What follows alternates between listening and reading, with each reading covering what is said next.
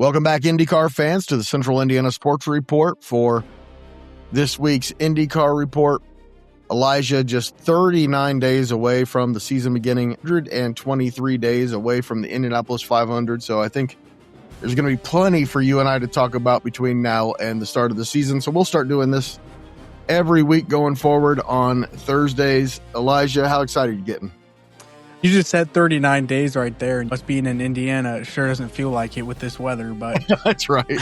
But honestly, it is coming up rather quick, and I think we're going to see things really start to develop here as we get into the final home stretch, which is really the month of February. We kick things off in March, and really excited about this new season, and there's a lot of things to be excited of. We got some new races, some new drivers in the sport, so it's overall a really good time to be an IndyCar fan. Yeah, no doubt about it. Just 39 days away. We still got a couple of teams that haven't made their final decisions on their driver lineups, or if they're even going to be part of the series. Before we get to that, though, Elijah, I want to talk about Ed Carpenter running the Indy 500 again. And for more than a decade, he was a contender every year. I don't know if it's age or his team, but he hasn't been lately. It would sure not be nice to see Ed Carpenter competitive in the 500 again. Oh, I think it's kind of a testament to who kind of Ed is. He obviously cares about the series a whole bunch, and just to see him continuously run the 500, I think is great for the sport. I know, especially for me growing up, Ed was somebody who always was in contention come the month of May. But it's going to be nice to see, a veteran that a lot of people like in the city as well.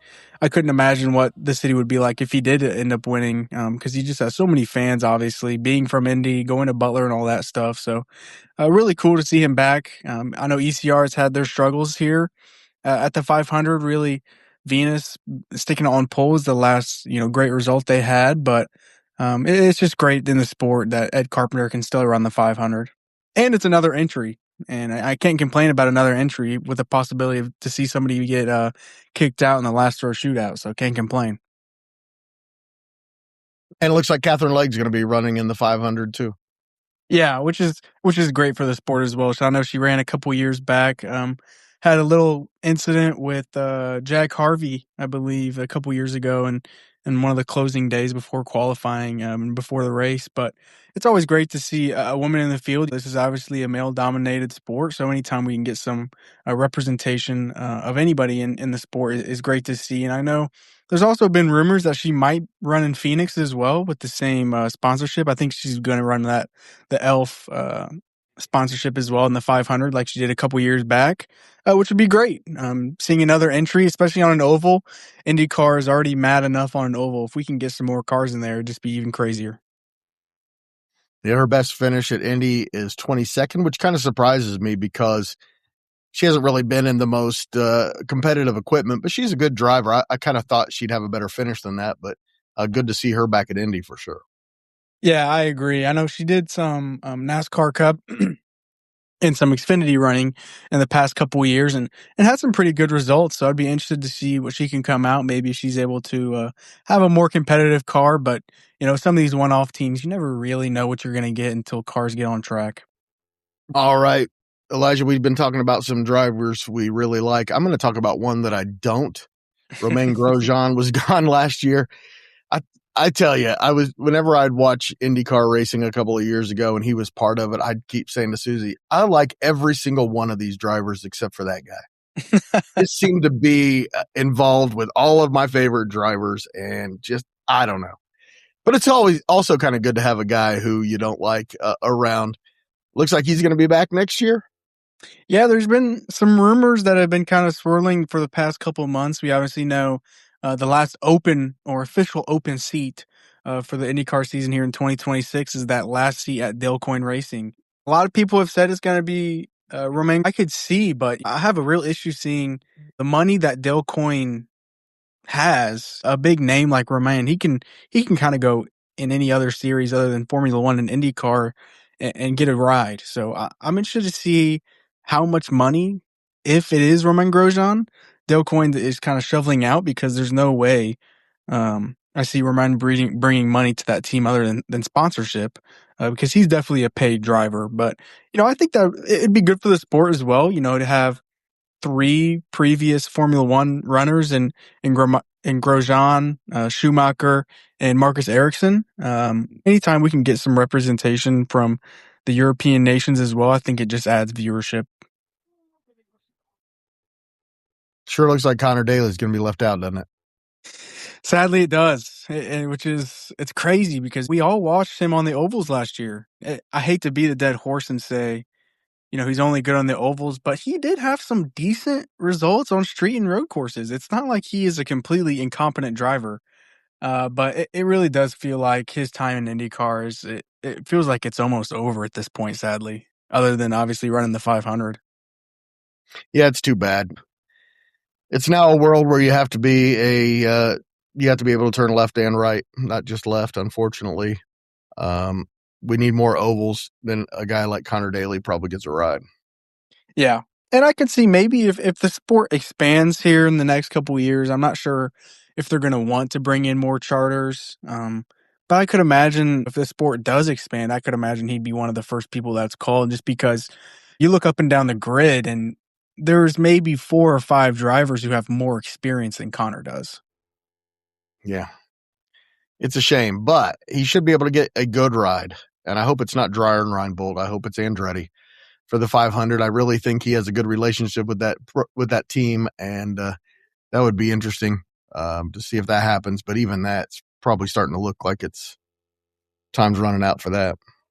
Yeah, I've seen some rumors that Andretti seat, depending on Colton Herta's schedule, I'm not sure how he would do it with F2 and running in some IMSA races, but it's been rumored that he might come back in that 4th Andretti car. But I agree with you. I think the best option for Andretti, if you're trying to win a race, I get Colton Herta is a great race driver, but when he's juggling F2, IMSA, and doing Cadillac F1 testing on the side, and he's trying to run an Indianapolis 500 race, like that is just a lot. And Colton is a fantastic talent, and if there's anybody to do it, he's probably one of them. But when you look at a driver like Conor Daly, he's going to give you a shot to win an Indy. We saw him this year before his tires fell off. He was fighting Alex Palou with 50 laps to go. That's right. It's been 5 or 6 years in a row now where he's been on not one of the best teams and still been one of the top drivers in contention at the end of the race. And if he doesn't get a ride for Indy, yeah, it's just a shame.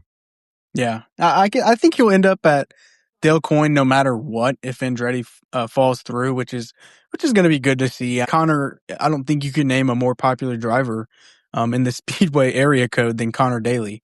And so just to see him in the race would be great. As much as Dreyer and Reinbold, you have these one-off teams and you're not really sure how they're ever going to contend at Indy.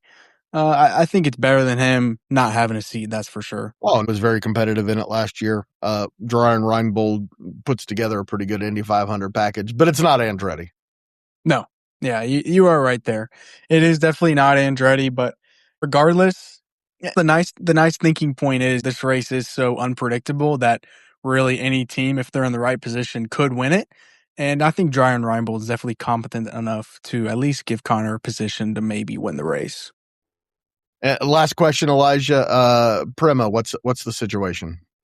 So it looks like right now, they don't really have the money to extend all their engines and get all the Firestone tires and everything that you need to run an IndyCar program. And so whether or not they'll be in the sport come 2026 is still up in the air, which is crazy because like you said, we've got 39 days for this thing. And, we're getting close to a point where somebody else might take those charters. If Prema's not going to run, they need to say they're not going to run so we can have 2 competent cars and get to a full field of 27 on these road and street courses. But it's really a shame because we saw Prema all year last year. Hell, Robert Schwartzman was on pole. And Callum Ilott and Robert Schwartzman were fighting. They weren't consistently fighting, but there were some races where they were really in the mix, consistently in the top 10 most races. Which is just a shame. Both of those guys were impressive last year. Yeah, they really were. It would be really a shame to see that organization kind of fall off the wayside. I know they had change in like their main leadership and the brand as a whole, which accounts for probably the most part there. But it'd just be a shame for them to be out of the sport. But on the other side, I guess who would who would you see maybe taking those charters? Would they just go to Penske and Ganassi like they were, and they can run? I have Yeah, no probably. clue. Yeah, I have no idea how that works. We'll find out, that's for sure. It seems like a racing organization that's established that you would think that IndyCar would be able to work with them to make that work, but it's an expensive business, that's for sure. Yeah, and it's only getting more expensive with all the hybrid stuff, and of course they're working on a new car for 2020. And we're kind of at a point in this sport where this sport could really boom in the next years if IndyCar and everything goes the way they're kind of propagating it to be. So I wish Prema would just kind of take the risk, because you won the pole with Indy 500 in your first year, and you had several top tens. Yeah, it definitely deserves to explode as a series. I'm a little disappointed it hasn't so far. Everything is there. The product is so good. Just need better marketing. Yeah, I do think this will be a really big year for them. I feel like second year in Fox has done a lot. I've seen, and just watching even the football games during the weekend, the advertisements for IndyCar has been pretty solid. And usually every game they're showing at least one or two commercials, or they're cutting a promo for the race in Arlington to tie it back to football. So it'll be an interesting thing to watch. I know we don't really talk about the TV ratings a whole bunch, but it is an important part of the sport, that's for sure. Yeah, I think people focus on it a little too much Yeah. sometimes, because the sport's probably not going to go away, even if it doesn't get good ratings. The Indy 500 is too big for that, but I understand why people pay attention to it. It's kind of a barometer of how popular you are. And but I think the most important thing, Elijah, and they definitely have this, is to have a good competitive series with great drivers and great competitive racing. They have that. Everything else should follow. We've said it all year. Some of the best drivers in the world are in IndyCar, and even not the best drivers, but these cars alone can just create some of the best racing we see. Yeah. Super excited to see them back on an oval at Phoenix. Super excited to see them start off the season at St. Pete. Just a really good time to be an IndyCar fan with a lot of upward momentum. It feels like, and all we got to do now is sit back and kind of wait and let these races play out. Elijah, next time we talk, there will be just 32 days away from the beginning of the season. But we will talk again next Thursday, and we will do that every Thursday for the rest of the year. Plus, Elijah will be part of my new podcast, Greg and His Friends Talk Sports, where we talk about Pacers, IU, Purdue, Fever, IndyCar, Colts, Butler, Notre Dame, all kinds of stuff. When there is IndyCar news, Elijah will join me for that. So please tune in to the IndyCar Report. Please tune in to our race previews, our race recaps, and to Greg and His Friends Talk Sports. Elijah, thank you so much for your time. Appreciate it as always. Yeah, thank you, Greg. Can't wait for some cars on track here in the next coming weeks, and just really looking forward to a great IndyCar season. Damn, IndyCar's so good. I just hope it's as good as it was last year, Elijah. It was so good. There was not a bad race last year, except for one that's not returning.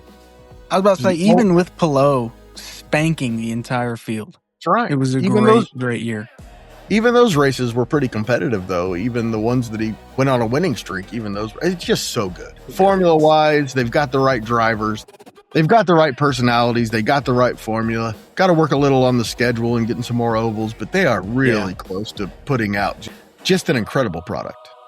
Yeah, I couldn't agree more. Can't wait to see, especially the new races, back-to-back of Phoenix, a new race for at least most people, and then Arlington, a brand new race, partnered up with the Cowboys and Rangers. I think that's going to be really, really cool to watch.